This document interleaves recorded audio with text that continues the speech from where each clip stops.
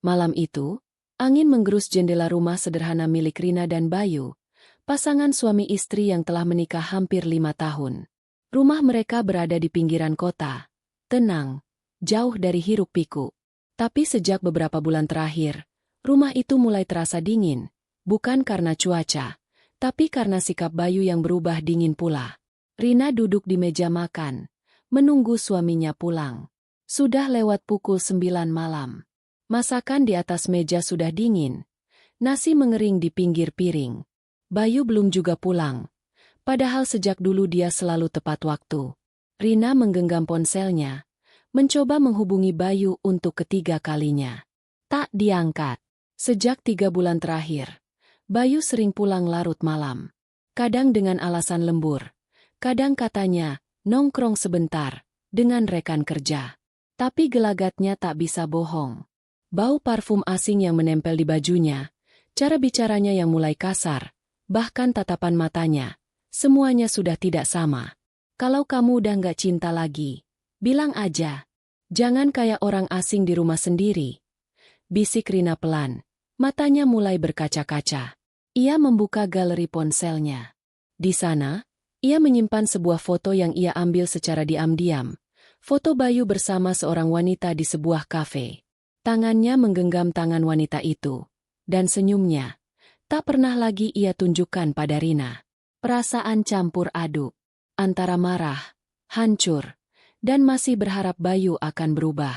Tapi hati kecilnya mulai bicara. Dia bukan suami yang dulu lagi. Tak lama, pintu depan terbuka. Bayu masuk, dengan langkah malas dan ekspresi datar. Kok belum tidur? Tanyanya datar, seolah tak ada yang salah. Rina hanya memandangnya. Tak menjawab. Ia mencoba menahan tangis, tapi dadanya sesak. Aku masak kesukaan kamu, kata Rina pelan. Bayu tak menggubris. Ia langsung masuk ke kamar, bahkan tanpa melihat ke arah meja makan. Rina terdiam. Ada luka yang tak bisa lagi ia sembunyikan. Tapi malam itu, untuk pertama kalinya, muncul di kepalanya satu niat gelap. Kalau dia mau main api, aku bisa bakar semuanya. Dan tanpa sadar, niat itu membuka gerbang menuju tragedi paling mengerikan dalam hidupnya. Sudah lewat tengah malam. Bayu tertidur dengan punggung membelakangi Rina. Ia tak bicara sepatah kata pun sejak pulang. Rina duduk di tepi ranjang, menatap punggung suaminya dalam kegelapan. Matanya merah karena menahan tangis, dan kepalanya penuh pertanyaan yang tak pernah dijawab. Apa aku kurang cantik? Kurang perhatian? Kurang sempurna? Batinnya meronta. Paginya, saat Bayu sedang mandi, Rina mengambil kesempatan untuk mengecek ponsel suaminya. Jantungnya berdebar kencang, tangannya gemetar. Ia tahu itu salah, tapi hatinya tak sanggup lagi menahan rasa curiga.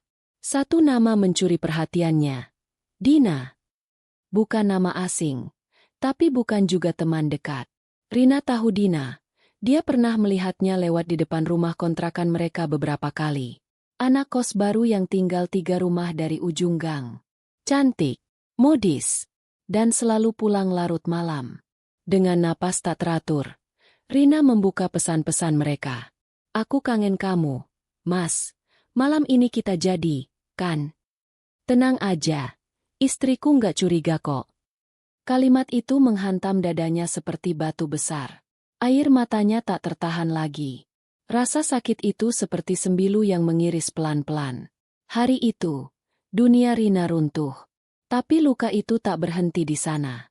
Saat ia pulang dari warung sore harinya, ia melihat pemandangan yang membuat perutnya mual.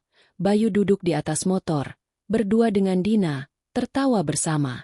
Tak sadar, Dina merangkul lengannya. Di tengah jalan, tanpa rasa bersalah. Dan yang membuat semuanya makin menyakitkan. Bayu melihat Rina, dan tidak bereaksi sama sekali.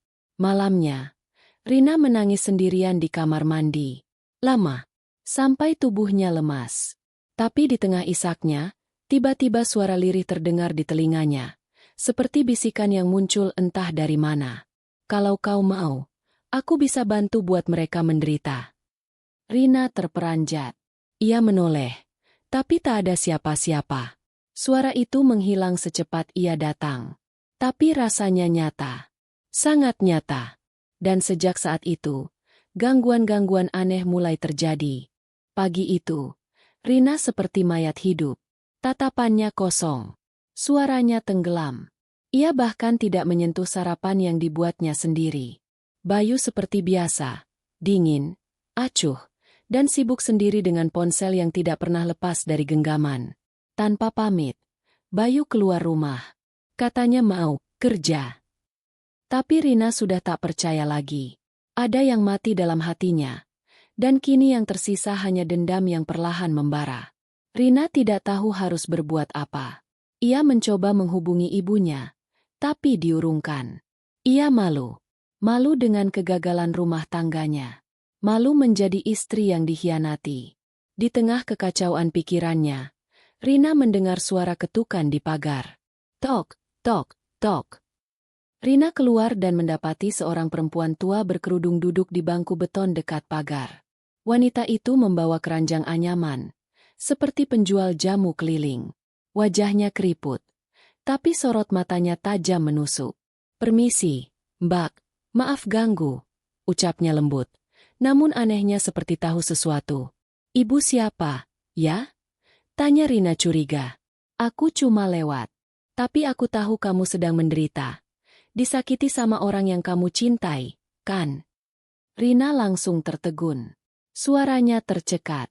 "Aku bisa bantu, kalau kamu mau." Rina mundur setapak. "Maksudnya bantu apa?" Perempuan tua itu menunduk, mengambil sebotol cairan merah gelap dari dalam keranjang rotannya. Cairan itu kental, warnanya seperti darah, dan di atas botol, terikat benang hitam dan potongan kain merah kusut. "Ini jampi. Jampi dari darah sendiri. Tapi harus dari darah, paling panas, milik perempuan. Sekali kamu lakukan, dia akan merasakan sendiri siksaannya, tepat saat dia bersama perempuan lain." Rina terdiam. Otaknya menolak, tapi hatinya ragu. Luka itu terlalu dalam. Ia ingin keadilan. Ia ingin mereka merasakan balasan. Tapi ingat, Mbak, ini jalan yang gak bisa kamu tarik kembali. Sekali dimulai, akan ada tumbal. Perempuan itu memberikan selembar kertas kecil berisi mantra, lalu pergi begitu saja, seolah menghilang di balik tikungan gang. Rina berdiri kaku. Tangannya gemetar memegang botol merah itu. Mantra itu berisi kata-kata dalam bahasa Jawa kuno, asing, tapi entah kenapa terasa familiar. Di bawah tulisan itu hanya ada satu kalimat. "Gunakan darah haid pertama malam Jumat Kliwon." Malam itu, Rina tak bisa tidur. Mantra itu terlipat di bawah bantal. Botol itu ia simpan di dalam lemari pakaian. Ia masih bimbang. Tapi dalam benaknya, terngiang satu kalimat yang tak bisa hilang. "Kalau dia bisa menghancurkan aku, kenapa aku nggak bisa menghancurkan dia?" Dan di sanalah, langkah pertama menuju neraka dimulai. Malam mulai turun perlahan, menggantikan langit senja yang memerah. Di dalam kamar, Rina duduk membungkuk, menatap botol kecil berisi cairan merah pekat. Hari itu adalah malam Jumat Kliwon.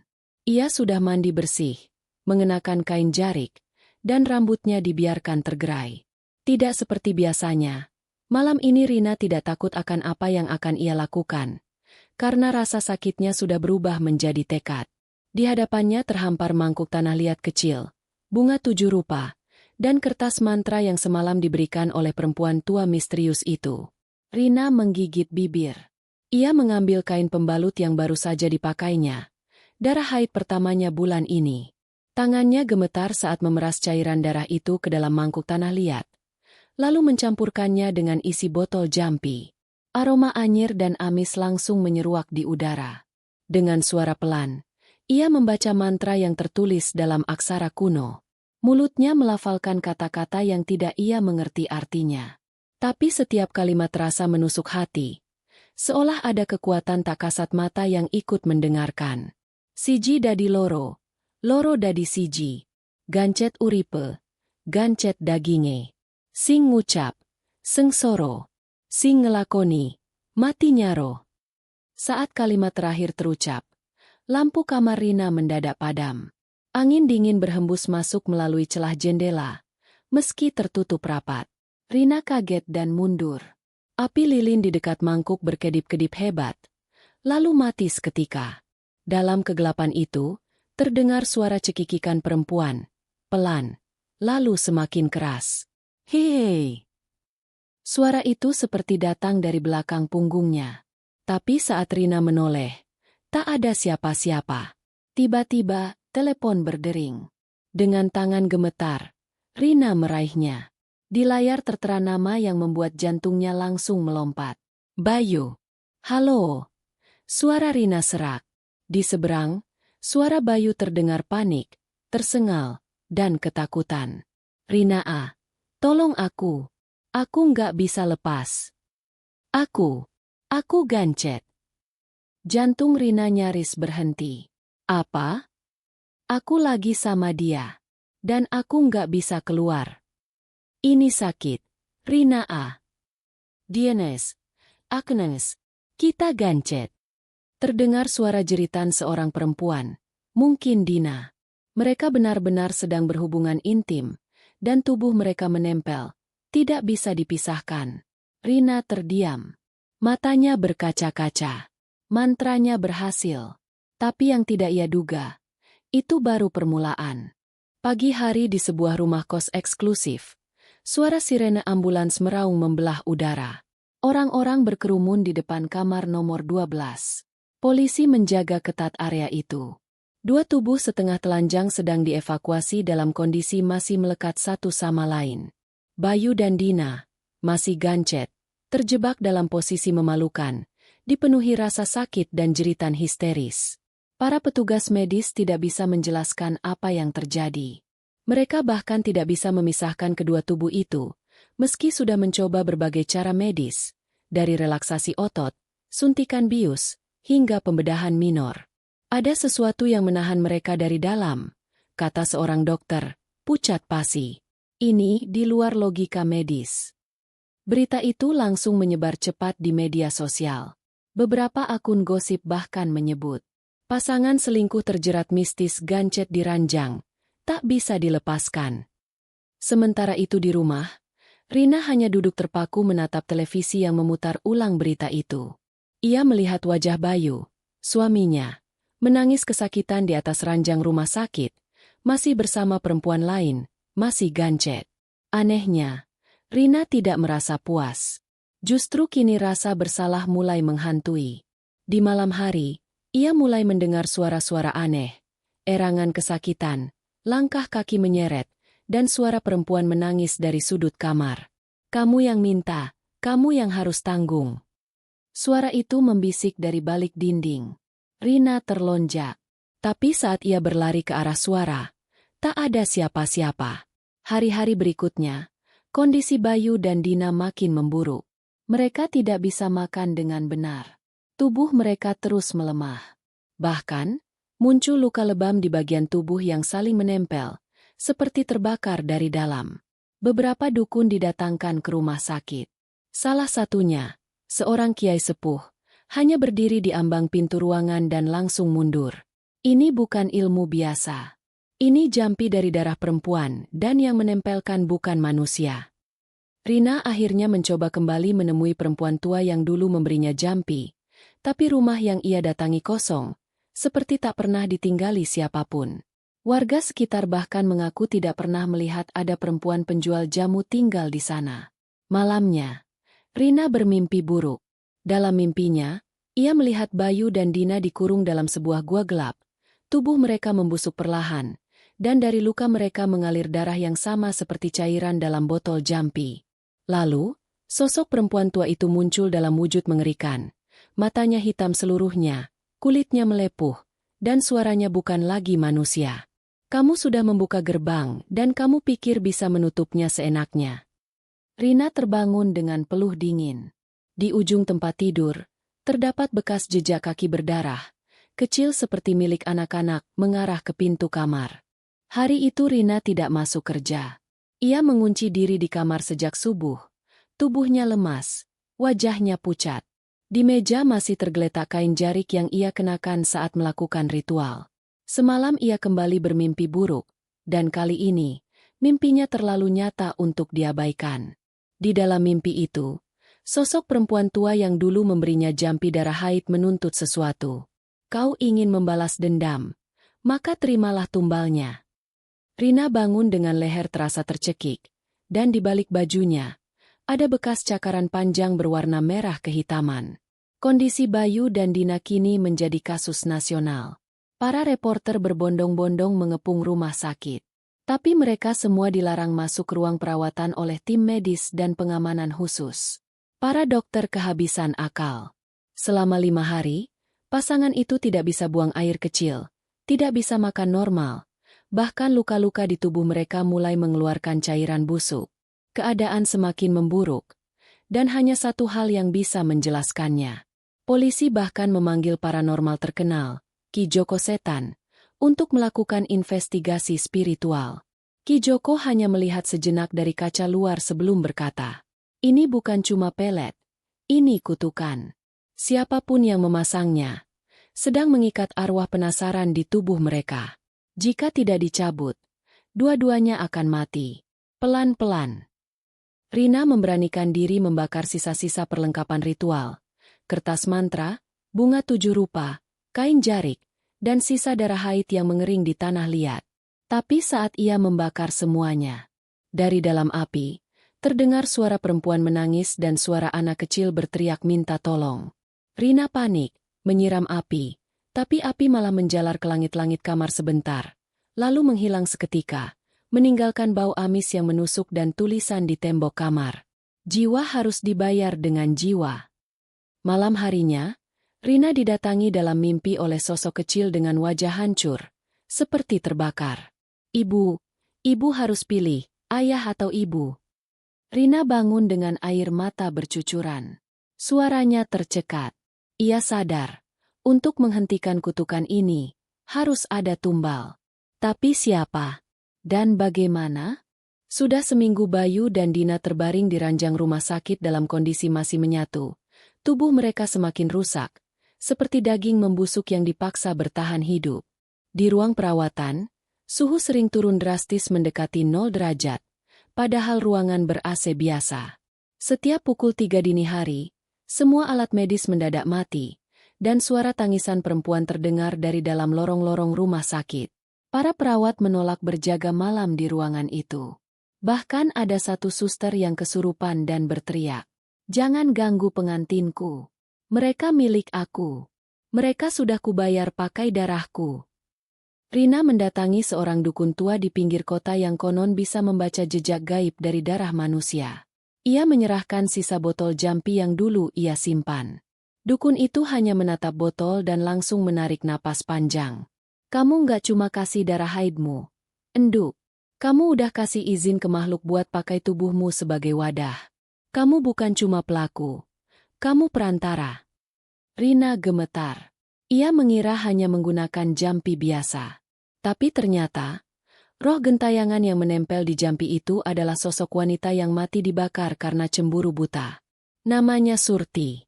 Ia mati di zaman dulu karena dibakar hidup-hidup saat memergoki suaminya berselingkuh. Arwahnya masih dendam. Dan kamu telah memanggilnya kembali.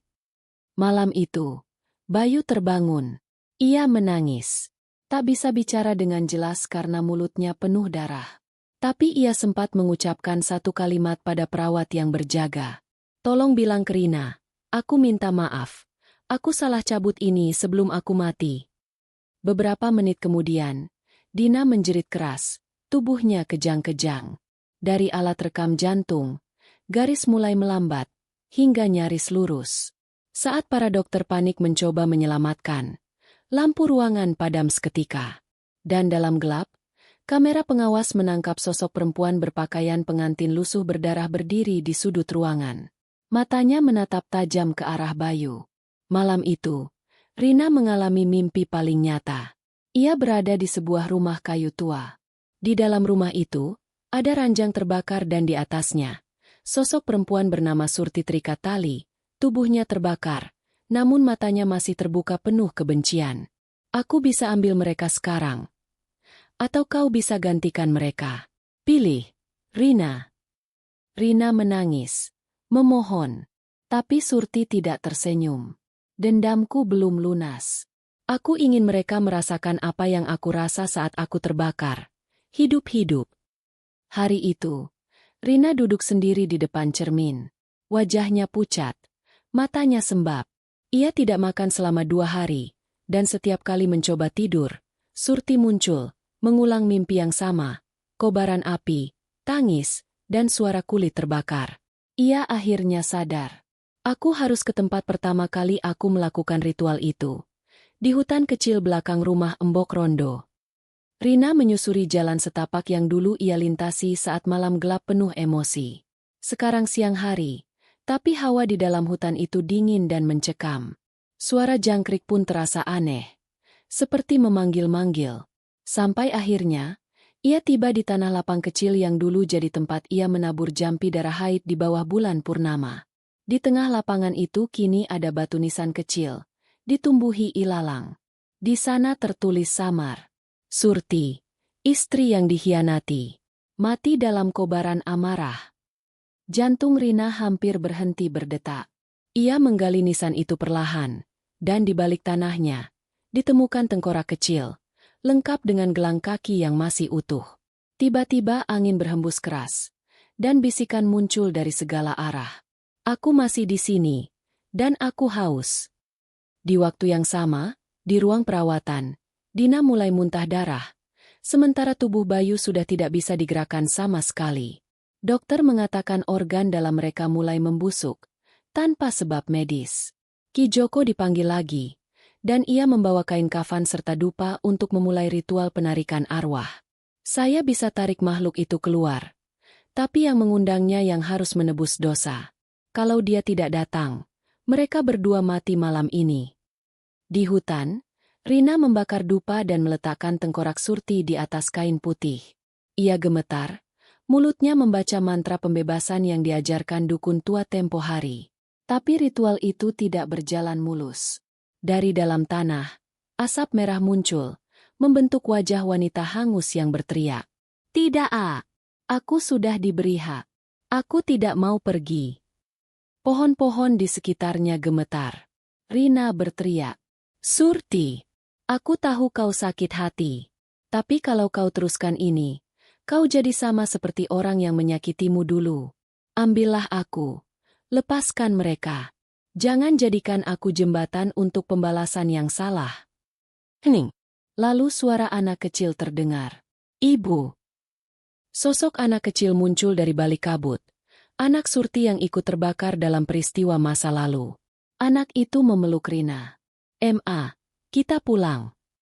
Surti diam. Perlahan, tangisnya pecah. Api menghilang. Asap memudar. Tengkorak itu mengering dan hancur menjadi debu. Bayu dan Dina tiba-tiba terlepas. Suara letusan terdengar dari tubuh mereka seperti simpul yang diputus paksa. Mereka pingsan. Tapi jantung mereka berdetak kembali normal. Ki Joko hanya mengangguk. Dia sudah pergi. Tapi tidak dengan damai. Sudah 3 hari sejak Rina melakukan ritual pelepasan. Bayu dan Dina kini dipulangkan dari rumah sakit. Kondisi mereka membaik. Namun trauma masih jelas tergambar di wajah keduanya. Mereka tidak lagi saling menatap.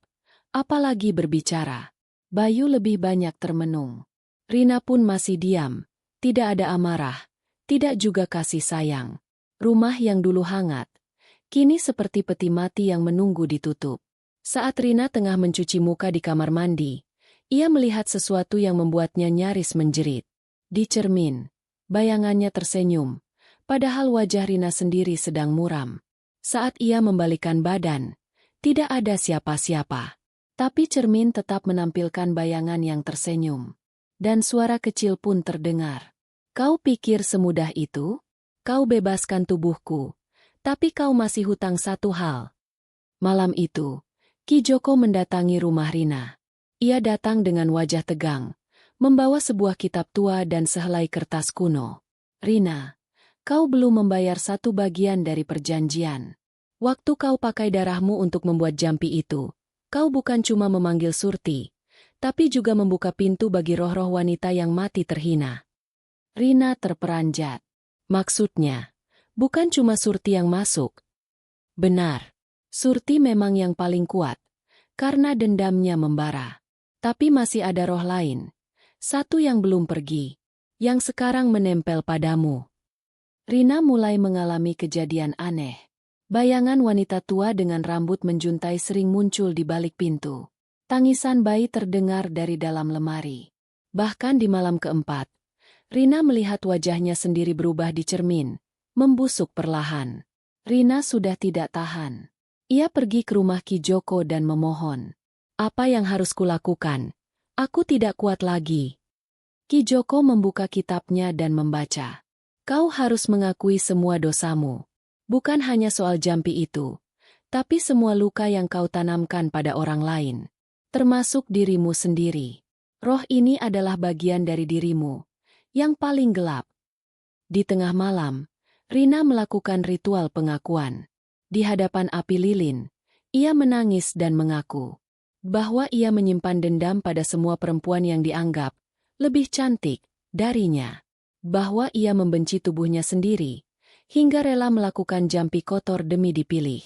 Bahwa jauh di dalam hatinya, ia tidak pernah mencintai Bayu, hanya ingin membalas dunia yang selalu membuatnya kalah. Saat semua itu ia ucapkan, api lilin berkedip hebat. Suara jeritan menggema di langit-langit rumah, dan dari balik bayang-bayang, sosok perempuan tua dengan rahim berdarah keluar, tertawa melengking. Akhirnya, kau lihat siapa dirimu sebenarnya. Perlahan, roh itu mencair menjadi darah, mengalir ke lantai, dan menghilang.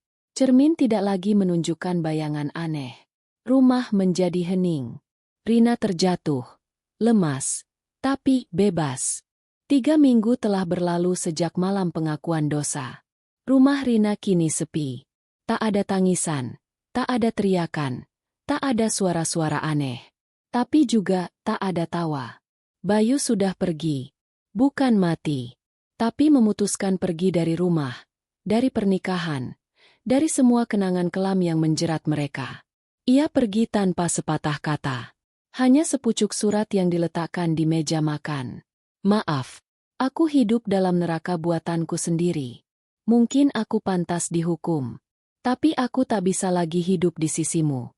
Kau pun tak pantas menderita lebih jauh karena aku. Bayu. Rina sendiri masih kerap melamun. Ia duduk di ruang tengah berjam-jam, memandangi dinding kosong. Tak ada lukisan, tak ada foto pernikahan. Semua sudah dibakar. Kadang ia tertawa kecil, kadang menangis tanpa suara. Ia mencoba bangkit, membuka usaha kecil menjual bunga di teras rumah. Pelan-pelan, warga mulai mendekat, meski tatapan mereka masih waspada. Semua tahu cerita Gancet itu, meski tak berani bicara langsung. Suatu sore, seorang perempuan muda datang. Wajahnya pucat, mengenakan gamis sederhana, membawa anak kecil di pelukannya. Ia memperkenalkan diri sebagai Laras, adik sepupu mendiang Dina. Saya hanya ingin bilang, terima kasih. Entah bagaimana, arwah Mbak Dina sudah tak mengganggu kami lagi. Mungkin, karena apa yang Mbak Rina lakukan. Rina tersenyum tipis. Aku cuma mengembalikan sesuatu yang bukan milikku. Itu saja. Laras memberikan bunga Kamboja putih, sejenis bunga kematian. Rina menerimanya dan menaruh di meja altar kecil di dalam rumah. Di situ, ada selembar foto kecil milik ibunya, satu-satunya keluarga yang dulu percaya padanya. Malam harinya, Rina menulis di buku hariannya. Dulu aku pikir cinta adalah tentang memiliki, tentang menang atas perempuan lain. Tapi cinta yang dipaksakan, berubah jadi kutukan. Kini aku hidup tanpa Bayu, tanpa siapa-siapa, tapi juga tanpa kebohongan, tanpa bayangan. Mungkin untuk pertama kalinya, aku benar-benar hidup. Ia menutup buku itu, meniup lilin, dan tidur dengan tenang. Tak ada mimpi buruk malam itu. Hari-hari Rina berjalan lambat, tapi tenang. Ia masih berjualan bunga di depan rumah, dan beberapa ibu-ibu mulai berani menyapa. Namun, tidak semua bisa melupakan masa lalu. Suatu siang, saat Rina sedang menyiram tanaman, seorang anak kecil melempar kerikil ke arah halaman sambil berteriak. "Itu rumah tukang santet. Ibuku bilang jangan deket-deket situ." Rina hanya diam. Tak marah. Ia paham. Luka yang pernah ia timbulkan tidak bisa hilang begitu saja. Apalagi dari ingatan masyarakat kecil yang penuh cerita lisan. Beberapa hari kemudian, Rina menerima undangan tahlilan 40 harinya Dina. Keluarga Dina, meski sempat menyalahkannya, mengundang Rina secara langsung. Ia ragu datang, namun merasa itu bagian dari tanggung jawab. Di malam tahlilan itu, suasana tegang. Banyak mata menatap sinis. Ada yang membisikkan, "Itu dia yang bikin keponakan Bumira gila sebelum mati. Katanya dia pakai darah sendiri buat pelet." Namun Rina duduk diam. Khusyuk. Tak membalas sepatah kata pun. Setelah doa selesai, Ibu Dina, seorang perempuan tua yang awalnya menolak kehadiran Rina, menghampirinya. Tangannya gemetar, matanya sembab. "Rina, aku nggak tahu harus bilang apa. Tapi, terima kasih sudah datang. Dina, sering datang di mimpiku. Tapi sejak malam itu, dia nggak pernah muncul lagi." "Saya yang seharusnya minta maaf, Bu," jawab Rina lirih. "Saya tidak pantas dimaafkan. Tuhan yang menentukan pantas atau tidaknya," ujar sang ibu, menepuk pundaknya. "Bukan kita." Malam harinya, untuk pertama kali setelah sekian lama, Rina bermimpi. Ia berdiri di tepi danau gelap. Dari kejauhan, muncul sosok Dina memakai kebaya putih. Wajahnya tenang, tidak lagi berdarah atau marah. "Aku sudah tenang sekarang, Rin. Kau sudah membebaskan kita semua. Sekarang giliranmu untuk memaafkan dirimu sendiri." Saat Rina tersadar dari mimpi, matanya basah, tapi hatinya ringan. Seperti ada beban besar yang akhirnya terangkat. Sudah hampir 2 bulan sejak tragedi malam gancet itu. Desa yang tadinya hiruk-pikuk dengan bisik-bisik kutukan, kini mulai tenang kembali. Tapi bagi Rina, ketenangan luar tak selalu berarti damai di dalam. Meski ia sudah diterima kembali oleh sebagian warga, dan mimpi tentang Dina pun telah berlalu, ada satu hal yang belum selesai, dirinya sendiri. Di suatu pagi yang cerah, Rina berdiri di depan rumah. Rumah yang penuh kenangan pahit. Ia memandang pagar tua yang mulai berkarat, pohon Kamboja yang tumbuh tinggi, dan kursi rotan tempat ia dulu sering menunggu Bayu pulang. Lalu ia ambil koper kecil dan 2 karung barang. Ia kunci rumah itu, dan menyelipkan kunci di bawah pot bunga. Sebuah catatan ia tempelkan di pintu. "Untuk siapapun yang tinggal di sini setelahku, jagalah rumah ini dengan niat baik. Luka pernah tinggal di sini, tapi bukan berarti cinta tak bisa tumbuh kembali." Dengan sisa uang tabungan dan sedikit bantuan dari keluarga jauh ibunya, Rina memutuskan pindah ke kota kecil di luar provinsi. Di sana, ada sebuah pesantren modern yang juga berfungsi sebagai tempat rehabilitasi bagi perempuan korban kekerasan rumah tangga dan trauma psikis. Ia tidak datang sebagai pasien, melainkan sebagai relawan. "Aku tahu rasanya disalahkan, dibenci, kehilangan jati diri. Kalau aku bisa bantu satu perempuan saja agar tak lewat jalan yang sama, itu cukup." Rina mulai membimbing anak-anak muda, memberi pelatihan merangkai bunga, dan kadang diminta berbagi kisah hidup. Ia tak pernah menyebut gancet secara gamblang, tapi cukup memberi peringatan. Jangan pernah paksa cinta dengan cara kotor. Kita tak pernah tahu makhluk apa yang kita bangunkan. Pada suatu malam yang damai, ia menulis lagi di buku hariannya. "Aku tak ingin kembali ke masa lalu. Tapi aku juga tak ingin melupakannya. Karena justru dari luka itu, aku belajar mengenali siapa aku sebenarnya." Sudah 3 bulan sejak Rina memulai hidup barunya sebagai relawan. Hidupnya kini lebih damai. Tapi suatu malam, masa lalu kembali menampakkan bayangannya dalam wujud yang tak terduga. Telepon dari kampung halaman datang. Suara di seberang terdengar gugup. "Rin, ini aku, Lilis. Kamu harus tahu. Bayu sadar dari koma." Dada Rina berdegup keras.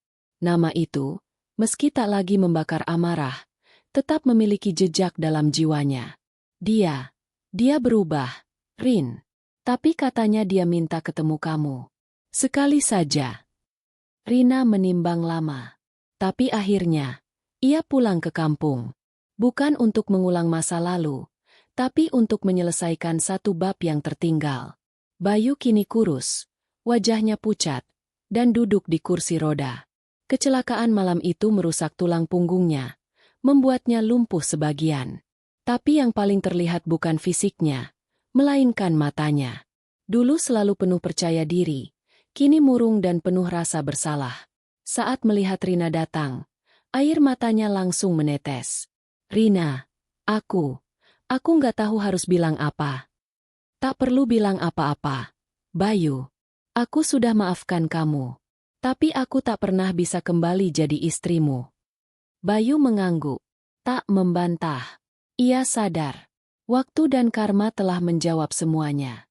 Kalau aku boleh minta satu hal, doakan aku, supaya aku bisa minta ampun ke Tuhan.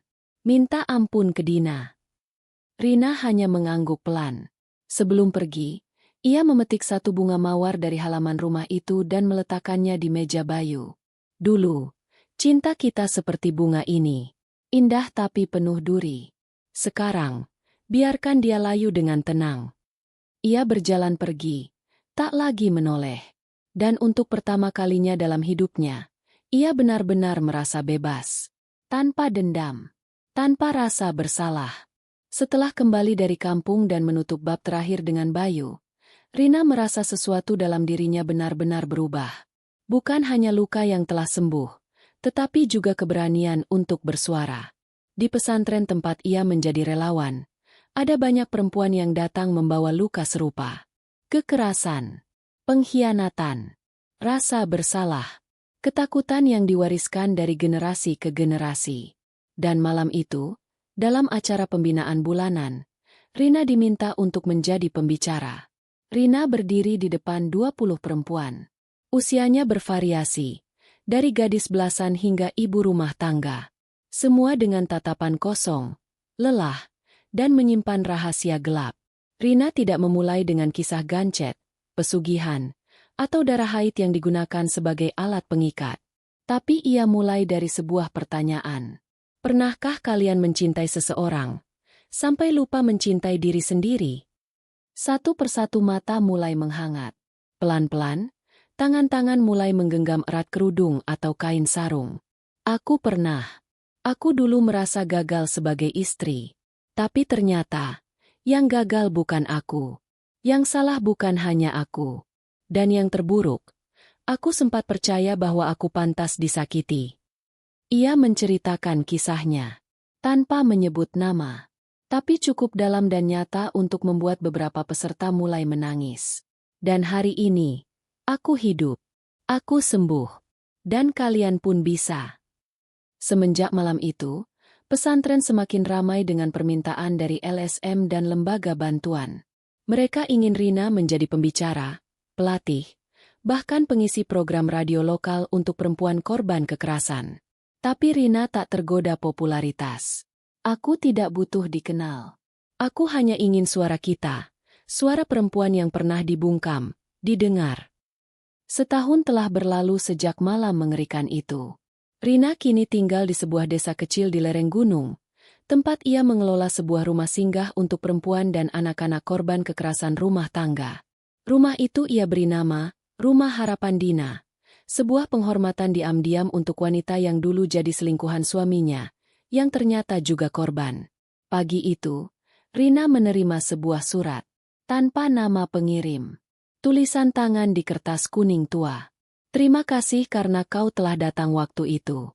Aku tak layak menerima pengampunan, tapi saat kamu meletakkan bunga mawar di mejaku, aku tahu Tuhan belum sepenuhnya menutup pintunya untukku.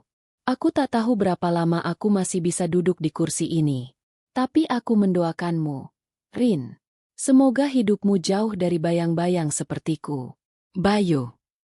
Rina melipat surat itu pelan. Tidak menangis. Hanya menghela napas dalam-dalam. Karma sudah bekerja. Dan aku, sudah melepaskan semuanya. Pada senja terakhir, Rina berdiri di beranda rumah singgah. Di sampingnya, seorang anak perempuan kecil menarik ujung bajunya.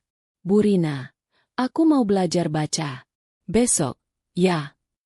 "Tentu, sayang. Besok dan lusa, dan seterusnya." Ia tersenyum.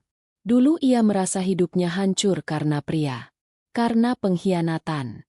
Karena guna-guna. Tapi kini, ia tahu, perempuan bisa bangkit.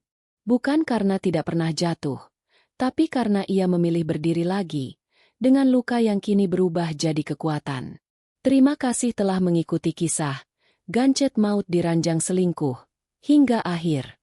Cerita ini bukan hanya tentang mistis dan balas dendam, tapi tentang keberanian seorang perempuan untuk menemukan dirinya kembali setelah dihancurkan oleh cinta yang salah.